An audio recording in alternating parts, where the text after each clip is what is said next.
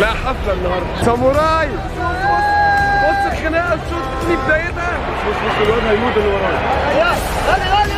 بصوا يا جماعه البنت بتشجع ازاي. بصوا الطاقه اللي جواها. يا لهوي يا لهوي يا لهوي. اهلا بيكم يا رزيعه في يوم جديد وفلوج جديد من رزع المونديال. النهارده هاخدكم في تجربه جديده شويه. النهارده هاخدكم في يوم كامل احنا بنعمل فيه ايه اللي بيحصل، ايه اللي بيدور في يوم في كاس العالم في قطر 2022. بدانا اليوم ان احنا نتفرج على منتخب المغرب امام كرواتيا، والحلم العربي اللي مكمل من امبارح بعد فوز السعوديه على الارجنتين، تعادل تونس مع الدنمارك، والمغرب لحد دلوقتي اول ربع ساعه مقطعه كرواتيا. فخليني اخدكم معايا عشان انا مش هقدر اكمل الماتش للاسف، ولكن جمهور المغرب هحضر له مباراه، جمهور تونس هحضر له مباراه بعد ما حضرنا مباراه قطر والسعوديه في الاستاد. لسه عندنا فلوجات كتير. خليكم معايا النهارده، اعملوا لايك شير سبسكرايب، اشتركوا في القناه عشان تشوفوا كل حاجه، تابعونا على السوشيال ميديا عشان تتابعوا كل المحتوى اللي بننزله في كاس العالم. ويلا خدكم معايا في هذا اليوم العظيم.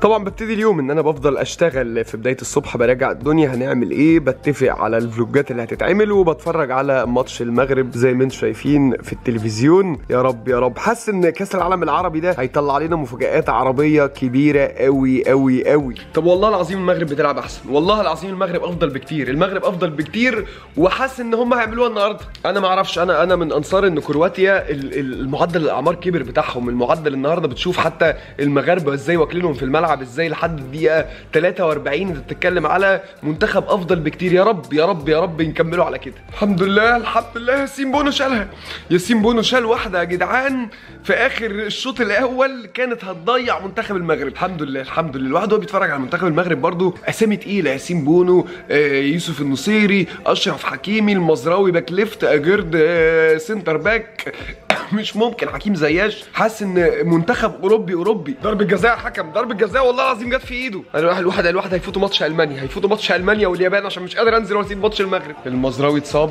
والرجراجي دلوقتي بيشوف حل عشان يبدله. ضربه كبيره على الجبهه الشمال لمنتخب المغرب. الساعه 2:30 انزل ولا اكمل الماتش ولا ايه؟ ماتش المانيا هيفوتنا يا دوبك، لازم نلحق، فاضل لنا ساعه ونص على الماتش. خلونا نتكل وندعي للمغاربه ونتابع الماتش في العربيه عن طريق الموبايل. نزلت خدت تاكسي عشان اروح مع محمد رافي ايه. من انديا، بلاد ملك كيرلا. بلاد كيرلا ايه.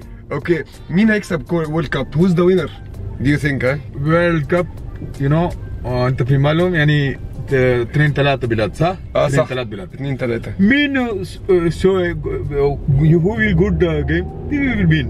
Okay. All team is purpose. This is 11 goal, 1 ball going backside. No, you know. What? I am favorite World Cup in Zidane, Luis Figo, Carlos. That time. ده قديم بقى. Yeah, محمد زمان بيتابع الكورة. Carlos, Batistuta, زيدان، لويس فيجو، هنري، رونالدينيو. هنري از ماي فيفورت بلاير. انت وصل ستاديوم هناك اهو الاستاديوم اهو. اي دقيقة شوف صح قريب صح. شفتها.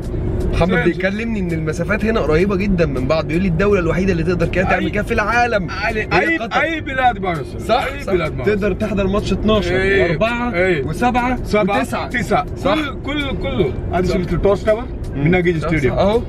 الجميل في محمد انه كان بيقول لي كل ملعب فيه مترو، يعني كل ملعب جنبه مترو تقدر تركبه. والراجل بيقول لي حتى مش مستاهل ان انت تاخد تاكسي او ان انت تمشي في مواصلات، كل حاجه متسهله جدا. شكرا يا محمد على المعلومه الجميله دي. كل سوفيت كتر بلاد الامير شيخ تميم لي والله العظيم انت راجل زي الفل، انت 100 100. ملعب الخليفه اول مباراه نحضرها بقى في هذا الملعب في الكاس العالم الحالي. عايزين نشوفه عامل ازاي. حضرناه طبعا في كاس العرب، ولكن متعه كاس العالم دايما غير. شكلك مش ياباني، شكلك مش ياباني انت. قابلت دلوقتي احد الرزيعه احمد عوض. ازيك يا ابو حميد؟ اهلا عامل ايه؟ الحمد لله. مش جاهز للماتش؟ 2-1 لألمانيا. انت بتشجع الماني؟ مشجع الماني؟ اكيد طبعا. الملعب ورانا والجمهور بيتهافت علينا. الفلوج اهو، اطلعوا معايا حبيبي. شايفين الجمهور معيش ايه؟ معايا تيكت؟ لا معيش تيكت. انت عايز تيكت؟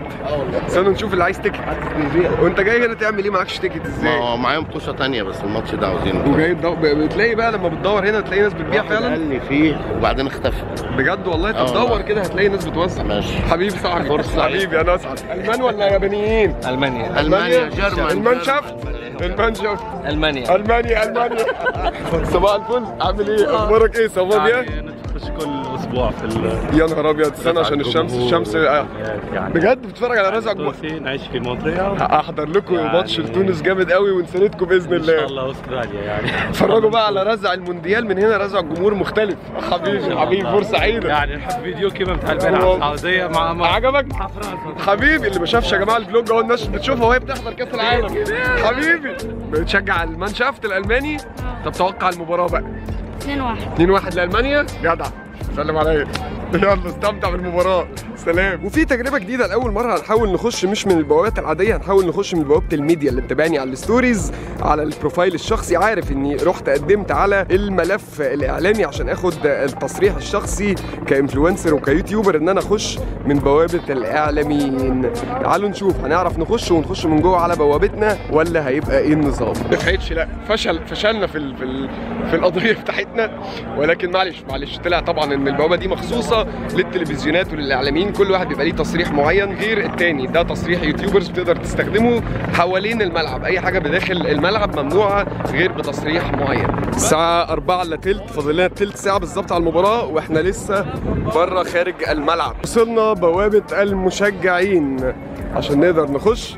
واعتقد ان الالمان واليابانيين منظمين جدا ومواعيدهم دقيقة جدا، فما تلاقيش هنا معظمهم مشجعين للمنتخبين، ولكن اصل الجمهور نفسه دخل اكيد من بدري جدا يشجع المانشافت وكوكب اليابان. ما نجريش نمد شوية بص الاعلام اليابانية. جيت 5 ثانك يو. بص التكنولوجيا تكنولوجي.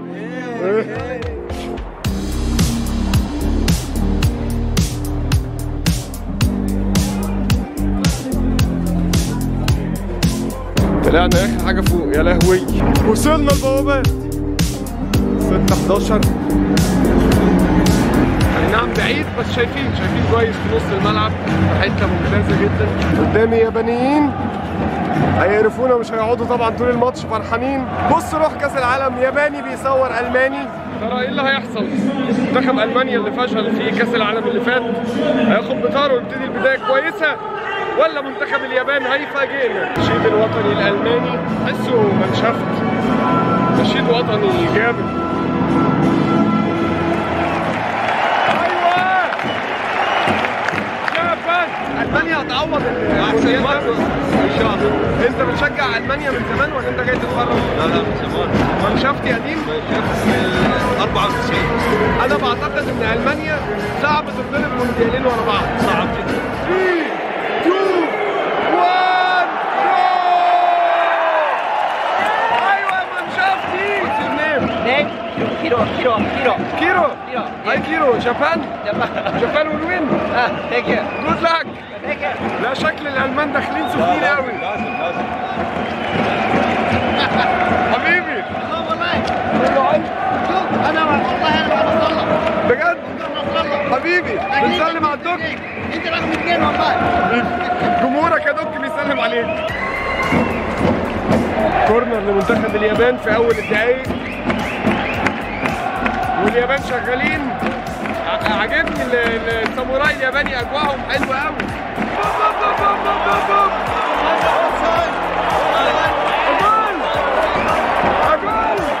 فيري جود. اليابان بتعرض الهدف الاول ولكن الالمان بيهدوهم بيقولوا لهم اهدوا.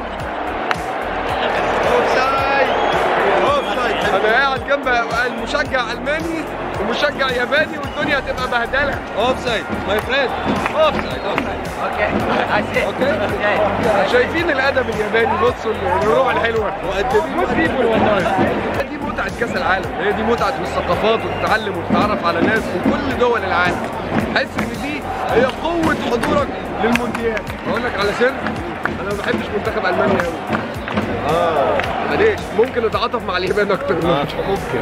بحس ان الفرقه الصغيره بتخطف قلب الواحد، خصوصا لو عملت مفاجاه. بشكل عام يعني هذا صح كل المشجعين صح. بس لانه الفريق اللي نحبه احنا المانيا، بس المانيا ما راح نتعاطف ويا اليابان. منتخبها جامد برضه طبعا محترم تاريخ طبعا. يا لهوي يا لهوي، المانيا بتضيع فرصه غير طبيعيه. بينالتي لمنتخب المانيا، بس شكلها ممكن تتلغي. ضربه جزاء، هيشوف الفار دلوقتي ويرجع لها. الراجل طبعا اللي جنبي متضايق جدا. جندوجان دخل يشوف ضربه جزاء. بينالتي اور نو؟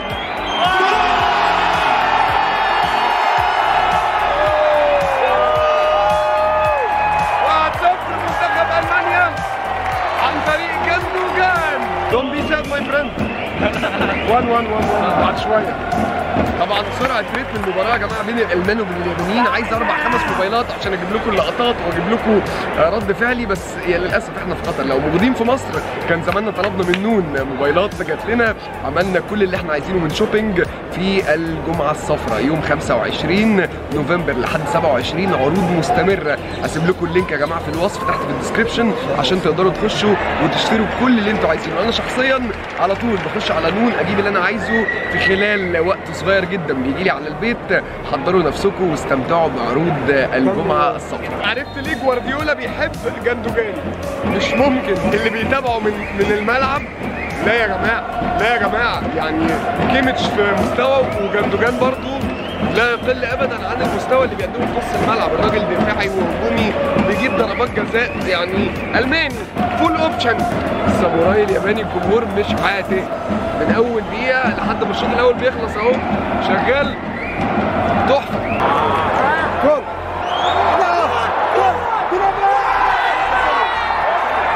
ايه ده يا حاج؟ ايه ده يا حاج؟ اوفسايد اوفسايد. رد الفعل على الجول الثاني هيجي ولا ايه؟ اوفسايد اوفسايد اوفسايد.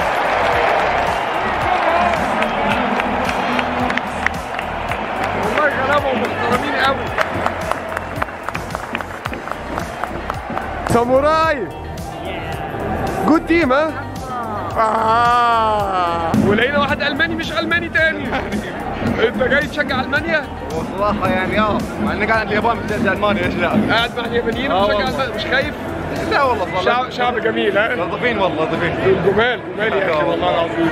ما زال منتخب المانيا بيحاول يخلص بالجول الثاني، ولكن ما زال الساموراي المشجعين شغالين. روديجر انا حاسس انه هيطلع يمسكني انا، مش ممكن يا جماعه. مدافع رزل بمعنى الكون، مش ممكن. اليابان كانت على وشك ثانيه انها تتعادل. المانيا خطر جدا انها سايبه الماتش كده، نتيجه خطره جدا. قلقان انت ها؟ انا لبست وهشجع اليابان. ليش؟ Look, I removed Germany and I'm now Japan.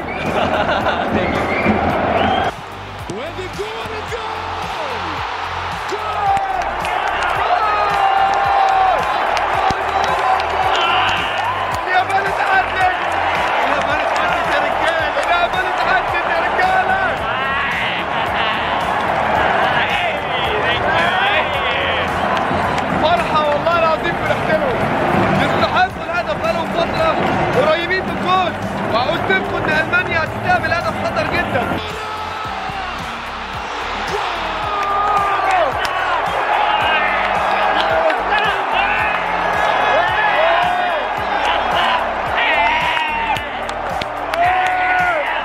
اليابان 2 المانيا 1. لا على المفاجآت. يا لهوي يا لهوي يا لهوي، مبروك يا حاج.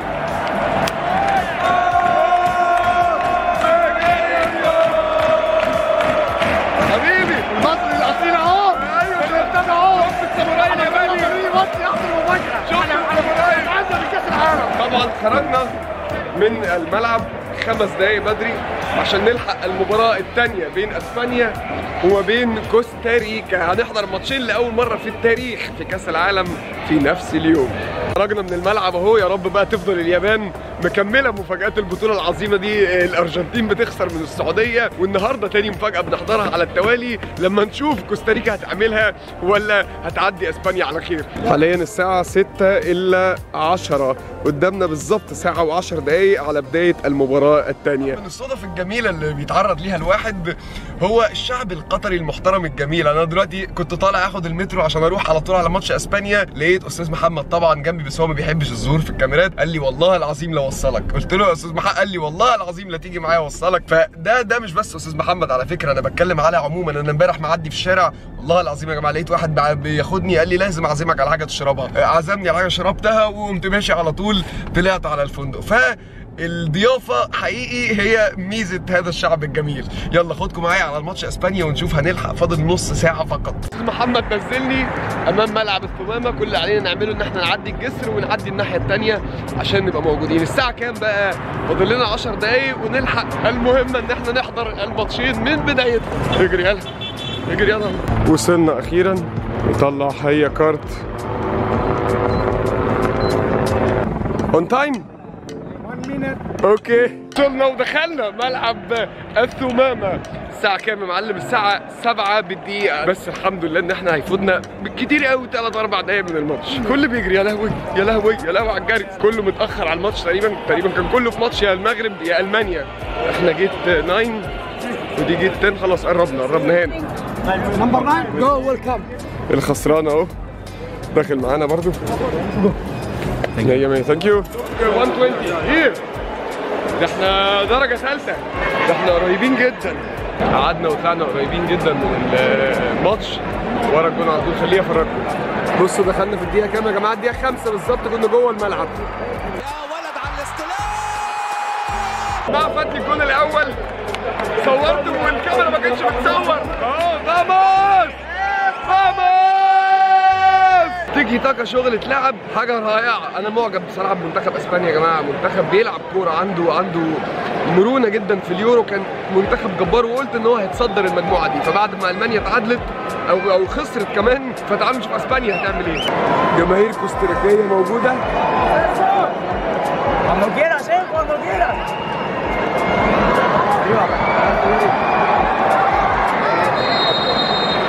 بص الواد هيموت اللي ورايا. غالي بصوا يا جماعه البنت بتشجع ازاي. بصوا الطاقه اللي جواها.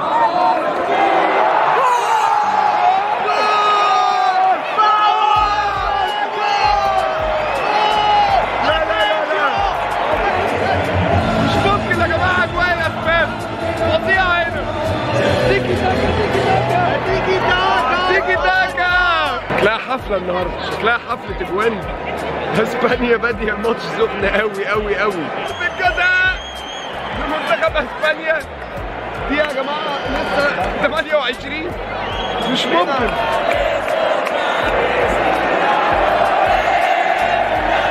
وفي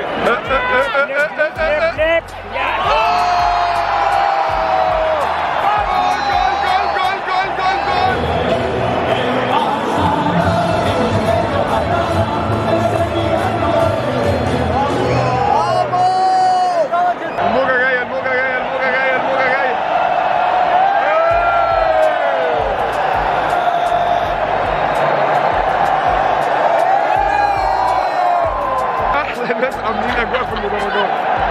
مش ممكن الحلاوه. مش ممكن المتعه مع الاسبان. الشوط الاول اسبانيا مولعه الاداء. احلى فريق شفته بيلعب كوره لحد دلوقتي. خلينا نشوف اللي هيحصل في الشوط الثاني.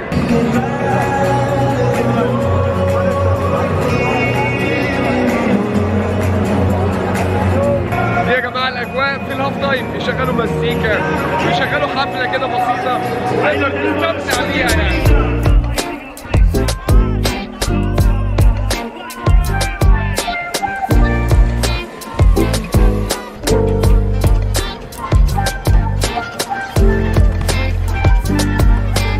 نزل نفاس اهو.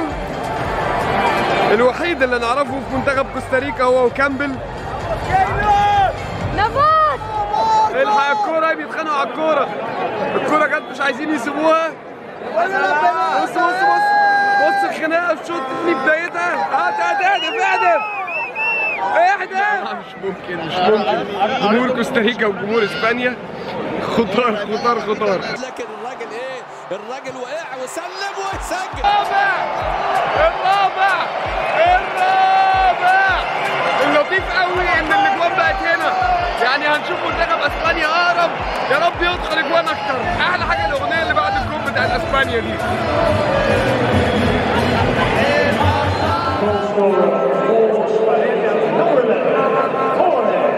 واتحركت يا ولد يا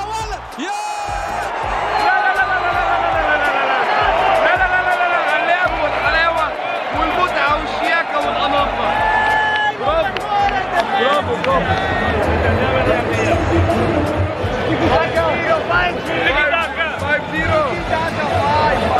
بص فاضل دقيقتين نخلع بدري بقى عشان ايه نلحق المترو في الطريق الى البيت.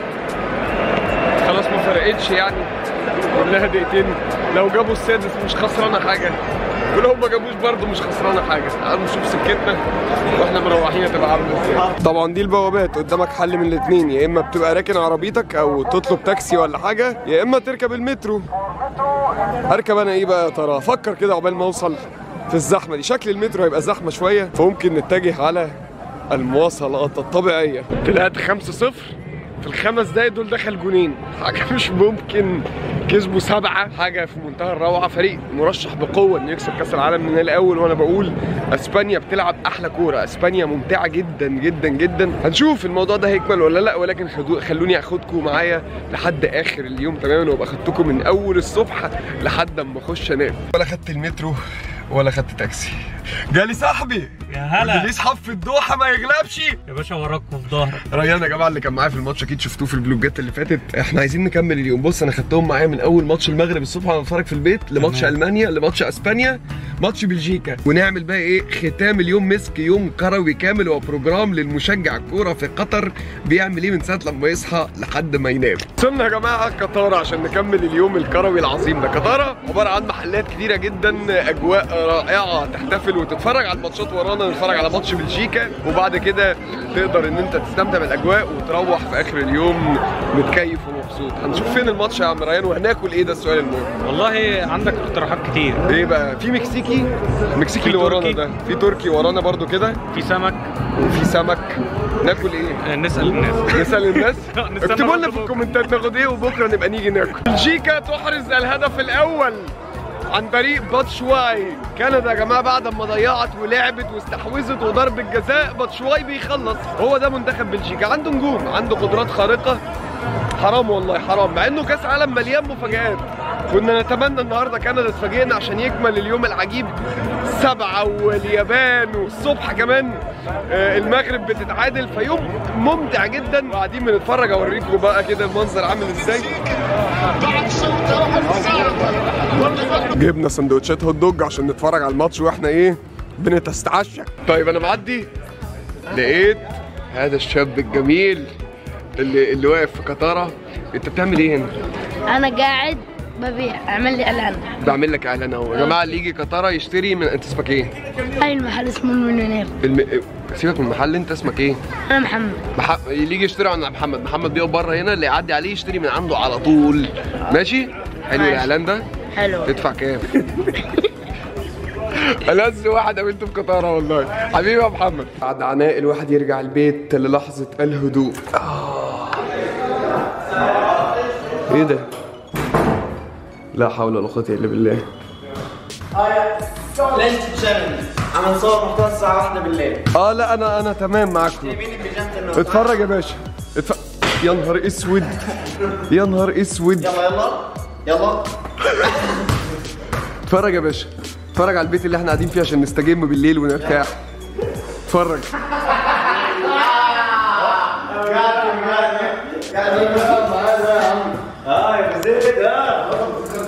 تعالى فري ستايل معانا. وبكده نبقى نهينا اليوم ونهينا الفلوج العظيم ده، وكفايه رزع قوي لحد كده عشان عندي ماتش كوره بس بالله عليكم.